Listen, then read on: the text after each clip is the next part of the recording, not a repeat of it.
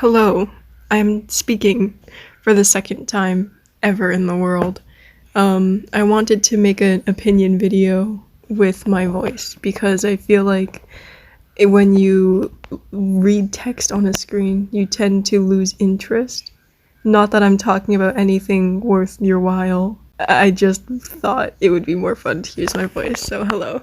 I'm not talking about anything crazy. I'm literally just saying my opinion on a Prince coroika topic.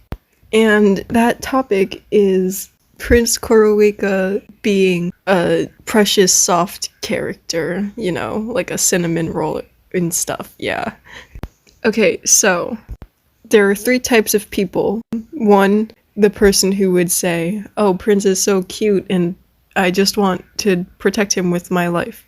And then there's the, dude, he literally has so much potential. He's not just a little soft boy, okay?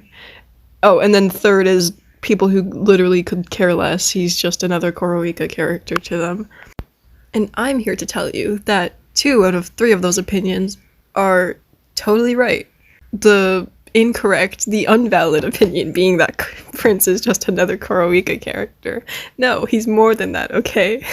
That out of the way, yeah, the first 2 opinions are both completely valid because Prince himself is like 2 different characters. In the manga, we see 2 completely different sides of him because he gets his character development during the story. First, Prince was the precious little soft boy, I guess. I don't even know if I consider him like a cutesy cinnamon roll. He's more of just an NPC.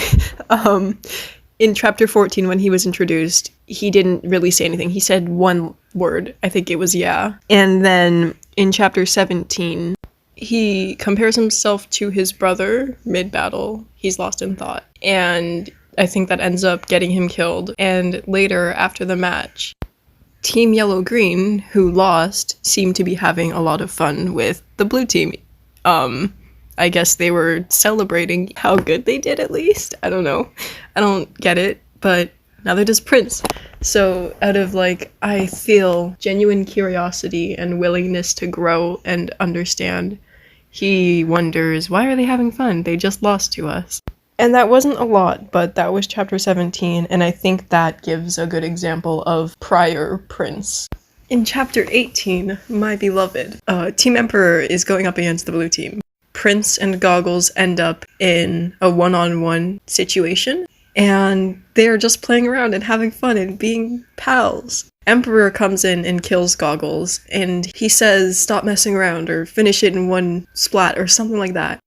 A couple panels later, Prince notices Goggles again, having fun, and he's like, okay, I'm gonna go join him. So he lets N-Pacer and Edging know that he's going to be going up in the front line, and that he needs support. And Emperor is having his anime gasp moment. Oh my god, Prince just moved on his own. But after that, nothing else relating to Prince seems to happen in the chapter. In the next chapter, the battle continues, and Prince doesn't show his character so much. He's more just a support for Emperor's evolution, which takes place in this chapter.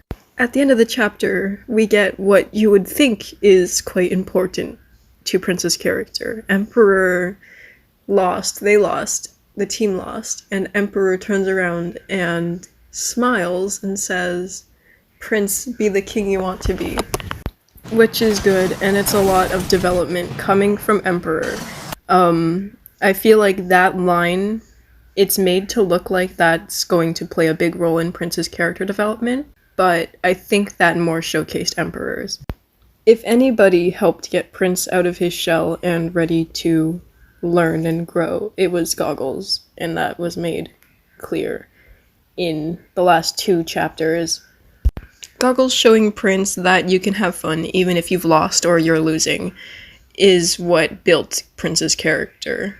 Not Prince knowing that Emperor was willing to see the fun in things. It was Goggles. So, ratio, but it's not like that line was useless because Emperor's character development does show a lot there. But since this isn't about Emperor, and we have just wrapped up talking about prior prinz, now we can talk about post-prinz.